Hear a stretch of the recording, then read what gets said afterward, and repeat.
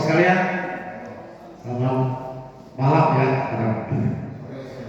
Ya, puji syukur pada kesempatan malam ini saya boleh hadir di tengah-tengah kalian. Saya yakin semuanya kita ini adalah Tuhan sudah panggil jadi pelayan di hambanya. Ya, saya bersyukur, terima kasih kepada pendeta Kenny yang sudah memberi kesempatan buat saya untuk hadir mengikuti reuni tahun ini. Ya, saya harap mungkin kita bisa ketemu lagi di lain tempat yang akan datang.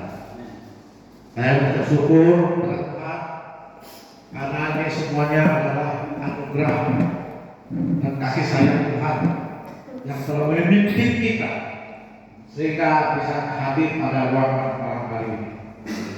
Ini bukan karena kebetulan. Tuhan sudah menentukan hamba-hambanya untuk hadir di ruangan ini.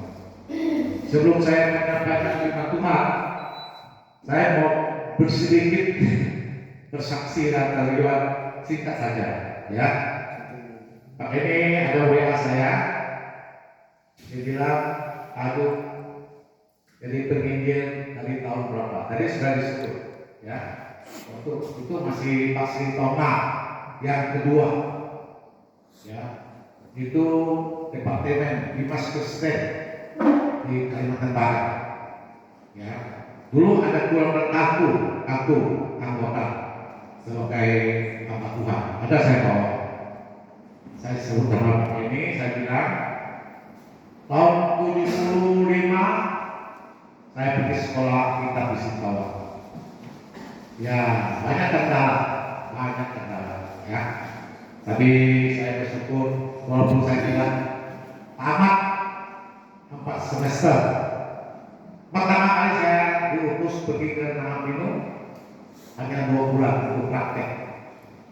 Waktu zaman itu tahun berapa tahun? Kira-kira 76, 77 itu masih sulit transportasi, ya. Handphone, telepon rumah itu susah. Jadi saya pikir diberi 2 bulan, 1 bulan sudah di atas air di Bandung ya, kapal Bandung. Oleh karena itu kapal itu tidak ada khusus angkutan orang punya, dia berdagang sampai di Tayan, sampai di mana, di Sengka, di dalam hari, masak lagi sampai Sintang, sampai gitu. Hitung-hitung saya akhirnya saya punya waktu yang cukup. Ditambah lagi saya orang asing, WNA. Pada waktu itu WNA itu susah. Ya, dia mesti harus ada surat berjalan 13 kali. Selalu pertanyaan surat itu kalau datang. Ya, saya bersyukurlah. Saya mengharap ini saya hanya dapat seperti gerakan Roh Kudus dan kita bilang tidak semuanya jadi hamba Tuhan, ya, tidak semuanya jadi Tuhan. Jadi kita boleh jadi seperti donatur atau sapu di gereja atau melayani pembesutan, macam-macam kita boleh melayani Tuhan, sama saja. Nah, saya pikir betul juga. Terkait dengan tekad dan komitmen saya bahwa saya dan bilang Tuhan, saya apa yang saya dapat darimu saya persembahkan kepada Tuhan, ya, untuk penginjilan. Ya, itu jawaban Tuhan sampai saat sekarang, ya. Saya itu heran juga, selama itu saya tidak begitu aktif. Memang saya tidak terikat satu gereja organisasi, tidak. Saya seperti almarhum bapak saya. Tiap-tiap kampung kita masuk, di mana ada gereja, di situ kita mengamalkan Injil. Ya, kebaktian, di kebaktian. Kami berbuka. Tiap-tiap kampung. Kalau bapak saya di bagian 5 kecamatan Pohok sudah habis dijagai. Terus kami pindah tahun 68 ke Nangapino. Ya, kerjasama dengan misi SMA. Ya, nanti kita masuk kampung sudah tahu lah ada istilah kampung itu. Nah, sampai sekarang tahun berapa kami tengah sama ini saya sudah lupa. Ya, itu perhitungan juga. Kalau pakai ini tidak digigit oleh burung, ya, burung ya, burung kita dipiara, dikejar, wah, ditebak, apa nggak bisa digigit. Akhirnya saya tahu juga lah ini satu pertemuan yang agen ini dikatakan. Ya, karena kita dalam Kristen itu heran Tuhan atur kita, hidup kita juga kita. Bukan neneknya dengan ikut mobil saya dan kucing berobat. Akhirnya sembuh tangannya bisa bergerak, cuma tidak 100% lah, tapi sudah syukur. Ya, di situ dari datang dari istri saya kunjung ke daerah sini masih belum itu rapi lah katakan, ya di bawah saya keliling pakai ini banyak ada tempat yang bakar-bakarnya, terus pakai ini dengan saya bawa di situ saya tahu saya tidak betul disuruh saya bawa Tuhan, kalau Tuhan yang membangun tempat ini Tuhan yang akan menolong apa supaya di tempat ini menjadi kemuliaan bagi untuk anak-anaknya mau sekolah di sini membawakan Injil. Itu doa saya pakai ini. Ya saya mulai spot terus. Memang banyak kata lagu tapi saya tidak berasa. Ingat saudara sekalian, jadi hamba Tuhan itu jangan kita berasa. Ya kita harus giat bertekun di dalam doa dan membaca firman Tuhan. Itu, ya itu saya pengen share sementara masih ada lagi banyak yang saya alami hidup saya. Saya akan mengajar saudara sekalian melihat firman Tuhan. Ya, di dalam kita buka di dalam Korintus pasal 15 ayat 58. 1 Korintus.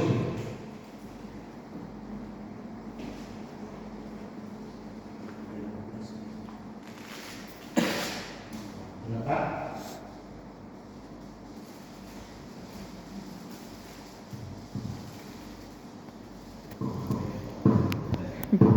Saya kuat.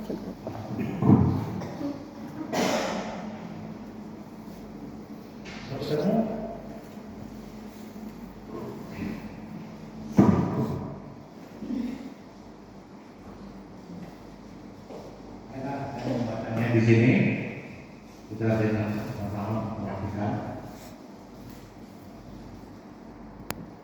pasal 15 ayat 58. Karena itu saudara-saudaraku yang kukasihi, berdirilah teguh, jangan goyah, dan giat selalu dalam pekerjaan Tuhan.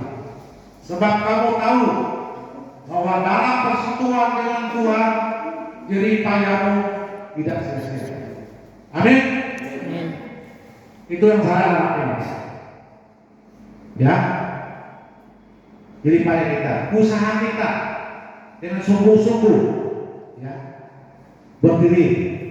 Memang kita hidup di dunia ini tidak semuanya selalu indah, selalu yang tenang. Seperti kita hidup di atas air, ada gelombang, ada angin, ya. Langit tidak selalu biru, ya. Kita ingat, apalagi yang kalian sudah di hamba Tuhan, kita harus hati-hati. Banyak kita tantangan, banyak masalah yang kita hadapi, yang akan datang. Apalagi menjelang sekarang dunia hampir kiamat, hampir dan kiamat itu, ya. Kita harus tekun, selalu baca firman Tuhan, selalu berdoa, minta pertolongan dari Tuhan, karena Dialah sumber kekuatan, sumber mengasihi kita. Jadi Rasul Paulus, saya sangat senang sekali surat-surat yang ditulis Paulus, kebanyakan di dalam penjara dia menulisnya kepada sidang-sidang Filipi, Efesus, Roma, dan Korintus. Ini termasuk di Korintus. Karena menurut Paulus, pengalaman dia hidup memang banyak tantangan, banyak cobaan, banyak rintangan. Tapi dia selalu kirim surat, selalu berdoa, Tuhan pimpinan mereka, tolonglah mereka, kalau mereka lemah iman mereka. Ini perlu, saudara. Kita sebagai hamba Tuhan, kita harus saling memperhatikan, saling tolong menolong, ya. Dengan ada hamba Tuhan yang hamba Tuhan itu sakit ataupun sudah susah hidupnya, kita tidak menolong dia. Tidak menolong dia pun tidak apa dengan materi, kita harus jenguk dia dan berdoa minta kesembuhan. Itu Rasul Paulus bilang, harus kita tolong menolong, saling mengasihi, saling meneguh, supaya iman kita dikuatkan kembali. Ya, saya bilang sama Pak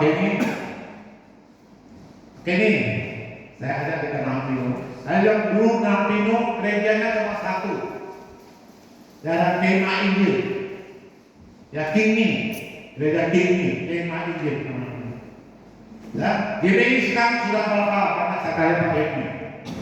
Di Kalimantan Barat sudah 100 lebih. Wah, di Nampino saja sudah berapa? Saya hebat sekali Pak, perkembangannya. Ya, wah, padahal sudah 40 tahun, tapi saya lihat GBI memang maju pesat. Bukan karena Roh Kudus bekerja, mungkin juga, tapi di gereja-gereja lain juga ada Roh Kudus. Seperti yang kita nyanyi dari nanti video saudara, bahwa kuasa Tuhan, mujizat Tuhan tidak berubah dari dulu sampai sekarang, sampai detik ini. Amin, saudara. Amin. Puji Tuhan. Karena inilah yang kita percaya, bahwa Rasul Paulus bilang kita harus tetap yakin dan percaya bahwa kita punya usaha, kita punya keluhan, jerih payah kita tidak sia-sia. Tuhan akan membalasnya. Tuhan akan membuka jalan bagi kita. Bukan saja pahala. Di dalam dunia ini Tuhan juga akan buka jalan. Pacar sepupu saya sekarang 74-5 tahun tidak kerja, tapi berkat Tuhan selalu ada datang.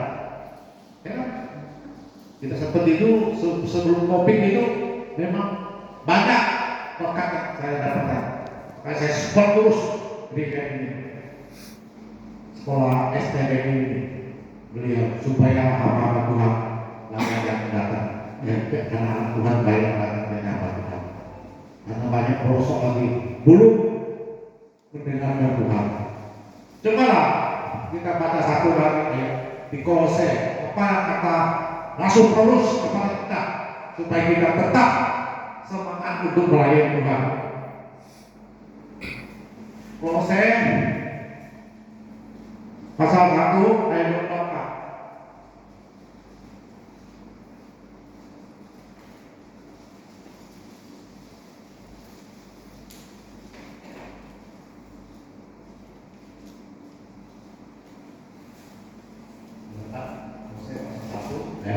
Ini juga yang tulis oleh Rasul Paulus sendiri. Setelah aku bersuka cita bahwa aku boleh menderita karena kamu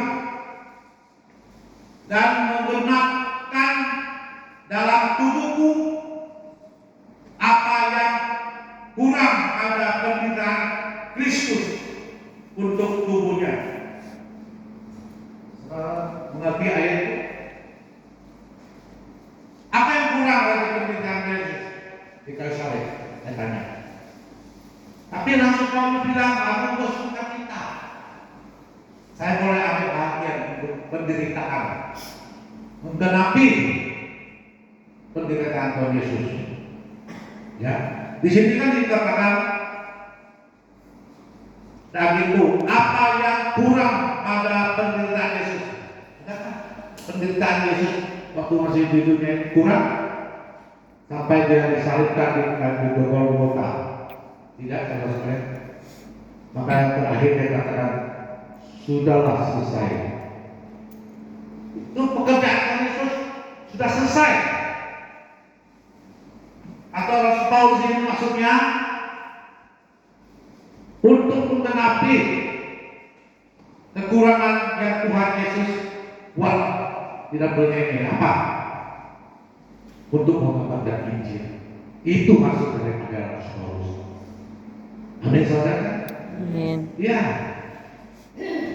Waktu Tuhan Yesus mati dan bangkit, ada dua murid dari Emmaus berjalan kaki sambil ngomong. Wah, Yesus datang di tengah-tengahnya. Dia bilang, wah, apa yang kalian bicarakan? Apakah kamu tak tahu terjadi yang besar di Yerusalem? Orang saat Yesus sudah disalibkan dan dikuburkan dan dibangkitkan pada hari ketiga. Yesus coba, mana? Murid Tuhan Yesus banyak yang tidak tahu juga. Apalagi bagian dunia ini. Makanya Tuhan Yesus sebelum dia naik surga di dalam Matius pasal 28, ya, pasal 28 ayat 18 sampai 20, Yesus datang kepada mereka. Segala kuasa di atas dan di dunia sudah diberikan kepadaku. Maka pergilah kamu, jadilah bangsa muridku, dan baptislah mereka dengan Allah, Anak dan Roh Kudus, dan ajarlah mereka seperti yang ajarkan kepada kalian, supaya engkau tahu bahwa aku menyertai kamu sampai akhir zaman. Puji dan syukur. Janji Tuhan tidak pernah mengingkari, tidak. Cuma kadang-kadang kita ini tidak sungguh-sungguh menerimanya, mengingatnya. Puji Tuhan, Dia akan menyertai kita. Makanya Dia suruh kita pergi seluruh dunia. Ya, kita tidak bisa seperti semua. Maka Rasul Paulus bilang, kita harus genapi apa yang Tuhan Yesus buat di dalam dunia. Seperti Tuhan Yesus datang ke dalam dunia ini, Dia bilang, saya datang di dunia ini bukan menghabiskan hukum Taurat, tetapi saya menggenapi hukum Taurat itu. Itulah salah kalian. Tuhan Yesus senantiasa mengetahui segala isi hati kita. Kita tidak bisa tipu bohongnya. Ya. Banyak kali kita mau coba lari dari Tuhan, seolah-olah Tuhan itu tidak mendengar doa kita lagi. Seolah Tuhan tidak memberkati usaha saya. Salah. Koreksilah diri sendiri, ya. Introspeksilah diri kita. Di mana kesalahan kita, sehingga Tuhan tidak membantu kita, sehingga apa yang kita kerjakan, apa yang kita layani, gereja tidak pernah maju, ya. Anggotanya segitu-segitu aja. Itu salah siapa? Salah pemimpin. Ya, ingat saudara, harus hati-hati. Kita hamba Tuhan seperti masa tentara, sudah tanda tangan mati, siap mati. Ya, saudara, siap mati kita. Ya, kita tak heran, kita harus sabar. Jadi kita menghadapi semua tantangan, semua rintangan apa yang kita hadapi. Tuhan akan memberi keluarga, memberi kekuatan pada kita. Ya, akan bekerja. Cuma kadang-kadang saya dapat berkat itu saya tak tahu dari mana. Saya percaya janji Tuhan, berilah kamu akan menerima. Cari ketuklah pintu pasti dibukakan. Itu janji Tuhan kepada kita. Maka saya beri orang-orang yang tidak bisa bersyukur, tidak bisa memberi. Ada 3 hal orang yang bermasalah. Mungkin orang itu tamak, pikir, asin ya, atau pikir memberi itu rugi rasanya. Salah saudara-saudara. Saya bilang apa ini, saya makin menabur, makin menerima ini. Haleluya puji Tuhan. Makanya saya sudah, bukan saya terbiasa, Pak ini sendiri sudah tahu. Ya, itulah kita harus hati-hati di dalam pelayanan Tuhan. Kalau memang ada kesalahan, ada yang menimpa apa-apa, ada yang tidak benar, kita introspeksi diri kita dulu. Di mana Tuhan saya, kesalahan saya, tolong saya. Dan sebabnya hamba Tuhan, saya juga minta tolong dimanapun kalian bekerja, di mana pelosok pun mereka bertugas mengabarkan Injil. Ingat satu hal, yaitu perhatikan jemaatnya. Saya berapa kali bilang sama Pak Denny, Pak Denny, kamu sekarang jadi ketua daerah Pioneer 2, ya, ketua daerah GBI. Saya bilang gereja banyak, kasih tahu hamba Tuhan itu. Jadi hamba Tuhan bukan khotbah tiap hari Minggu saja, ya, tiap hari Minggu khotbah saja.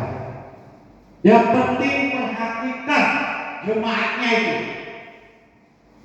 Ya, kalau jemaat kita mempunyai bakat atau talenta, itu bakat talenta dari orang tua kita, ya, yang melahirkan kita. Pasti ada. Roh karunia itu dari Tuhan langsung. Itu harus diperhatikan. Kalau orang ini, saudara ini atau saudari ini, wah dia suaranya merdu, bimbing dia dari paduan suara.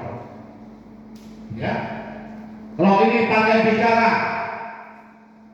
bukan pandai bicara menghibur orang, pandai bicara, dia pergi mana dia bisa menolong orang, membesuk orang, bimbing dia, ajak dia, bimbing dia masuk sekolah kita.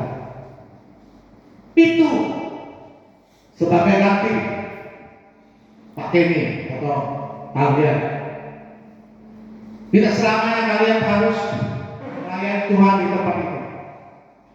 Kalian harus punya anak seperti Rasul Paulus.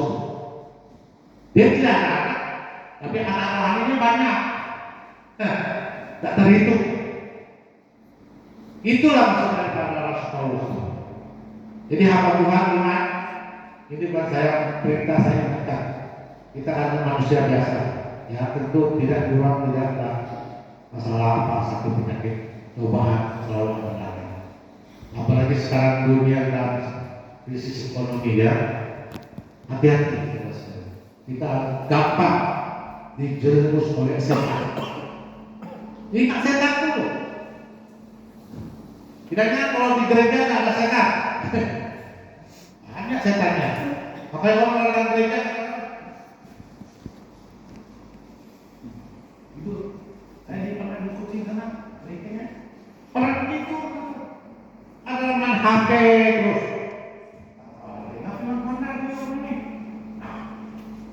Tidak 1% untuk penyembahan kepada Tuhan. Ibadah kita yang itu tidak diterima.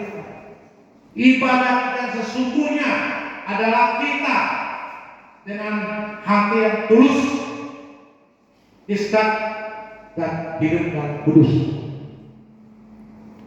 Kalau hidup kita tidak kudus, tidak akan masuk surga. Pasti tidak.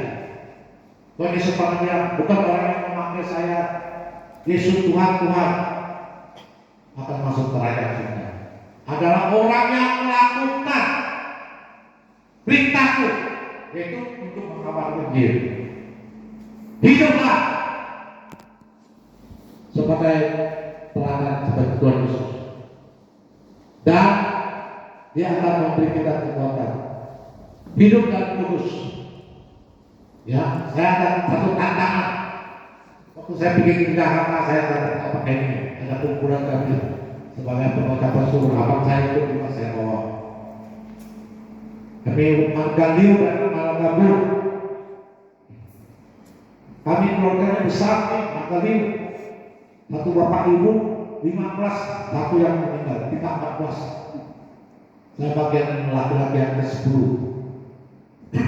Jadi untuk pertemuan itu kita satu, kita tidak selalu pergi ke kuburan lagi. Itu tujuannya. Kalau ke kuburan sana, nggak ada api akan mulai lagi. Hanya membersihkan aja, boleh lama sekali. Kita buat satu kumpulan untuk mengingat almarhum kita yang sudah dipanggil Tuhan lebih dari kita. Kita mengucap syukur yang kita masih hidup ini. Kita kumpul, sebutkan nama satu-satu yang sudah meninggal.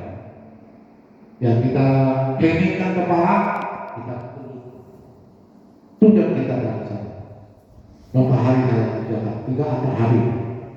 Ya saya bilang sama kakaknya saya sudah tua juga. Saya bilang, Kak, kamu sudah umur 86, suaminya 87. Dengan setia dia melayani.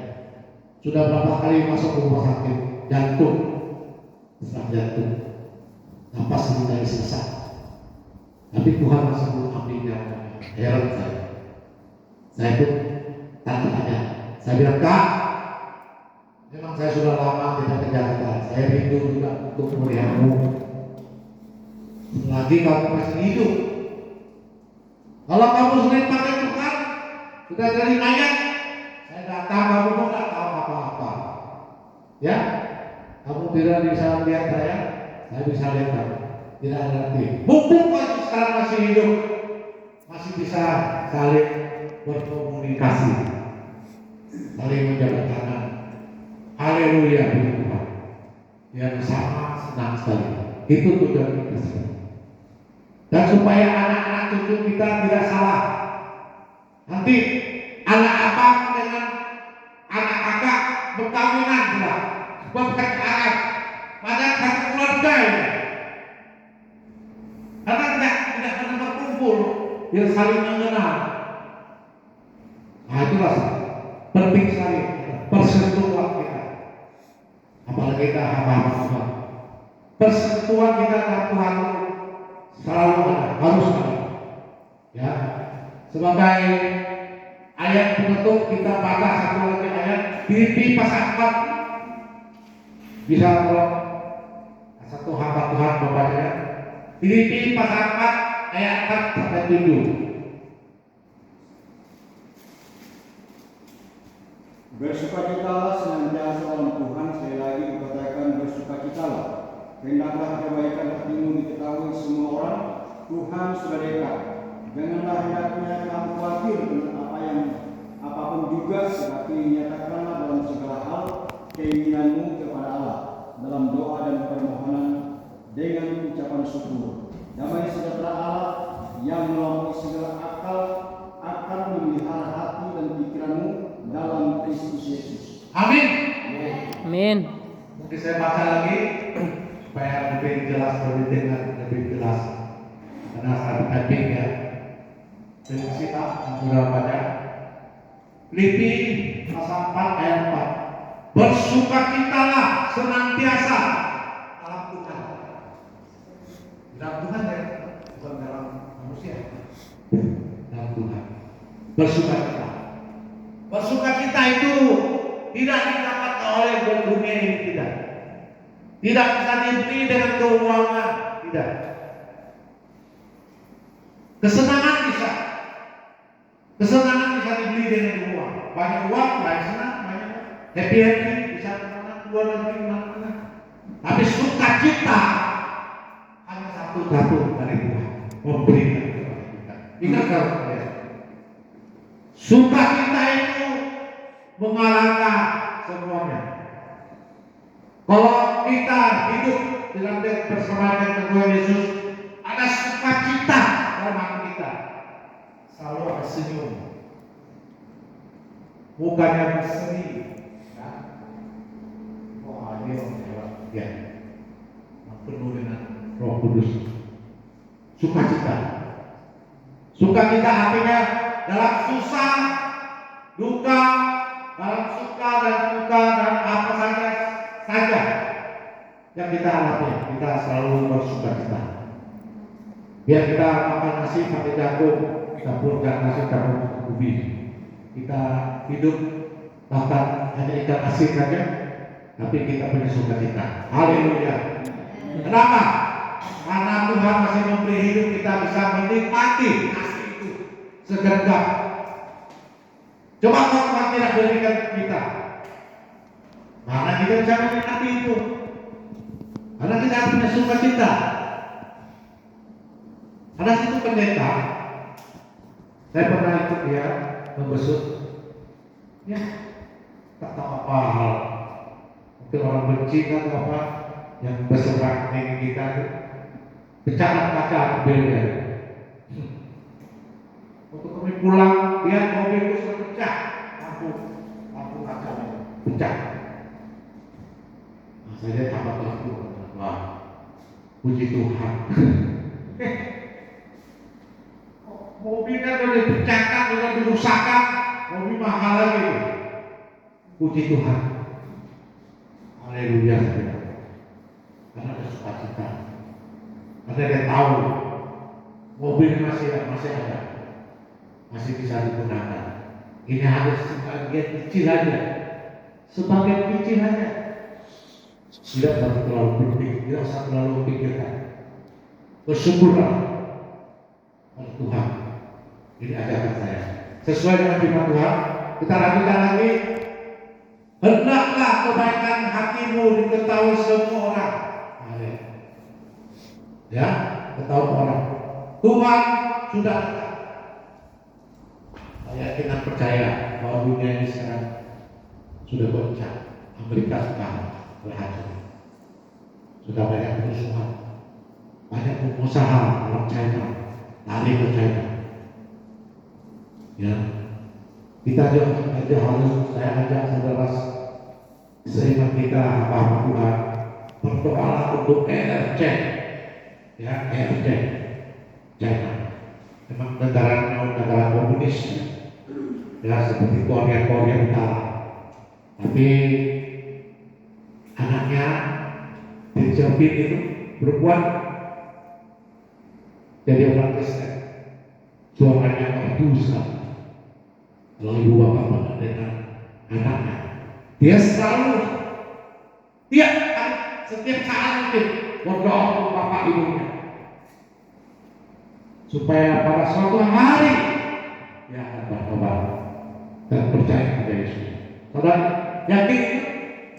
Percaya? Tidak ada mustahil bagi Tuhan. Pasti kamu lihat nanti kalau kita punya umur lebih panjang. Ya, sekarang dunia sudah goncang. Saya baru dapat itu WA dari seorang yang saya tidak kenal, bermacam-macam yang aneh-aneh di dunia ini sudah terjadi. Bukan perang, bukan gempa bumi, tsunami apa. Ada seorang anak, kalau kita melahirkan kembar 7 orang saya pernah sampai 12 anak seperti murid Yesus. Bayangkan, itu tanda mujizat tuh, heran juga. Aneh-aneh. Ada seorang anak, kaki jarinya ini 8. Aduh, sebelah kiri juga 8. Jadi 16. Kita cuma 5 kan? 5. Ada cabang. Saya pernah tahu ada anak, mungkin banyak cabang itu, tapi belum pernah saya ada 8 jari kaki ini. Jadi saya pun tidak heran bahwa dunia ini memang begitu, akan terjadi yang aneh-aneh. Ingat saudara sekalian, inilah supaya kita bisa berdiri teguh, jangan goyah. Iya, selalu bekerja untuk Tuhan. Amin, saudara. Amin. Supaya Tuhan memimpin kita sampai pada akhir zaman, sampai kita dipanggil oleh Tuhan. Dan tenang, janganlah hendakmu kamu khawatir tentang apa juga, tetapi nyatakanlah dalam segala hal keinginanmu kepada Allah dalam doa dan permohonan dengan ucapan syukur. Damai sejahtera Allah yang melampaui segala akal akan memelihara hati kita dan pikiranmu dalam Yesus Kristus. Melampaui pikiran kita. Hebat tak? Sebelum kamu minta, Tuhan tahu. Kenapa kita harus berdoa? Ya, kita harus minta. Ya, itu Tuhan janji kepada kita. Setelah permohonan dan apa yang kau perlukan, apa yang kau inginkan, Tuhan sudah siap sediakan bagi kita. Terima kasih atas firman Tuhan pada malam ini. Kiranya menjadi satu berkat bagi kita pulang untuk melayani Tuhan dengan giat lagi, ya, dan sungguh-sungguh dan berdiri teguh. Walaupun kita melampau mengalami percobaan, godaan apa saja, jangan lupa jadi Tuhan kepada kita. Dalam Filipi pasal 4 ayat 4-8. Puji Tuhan Yesus Kristus, Allah Roh Kudus, Allah Bapa dan mulia kita dimuliakan pada malam hari ini. Mari kita berdoa bersama-sama.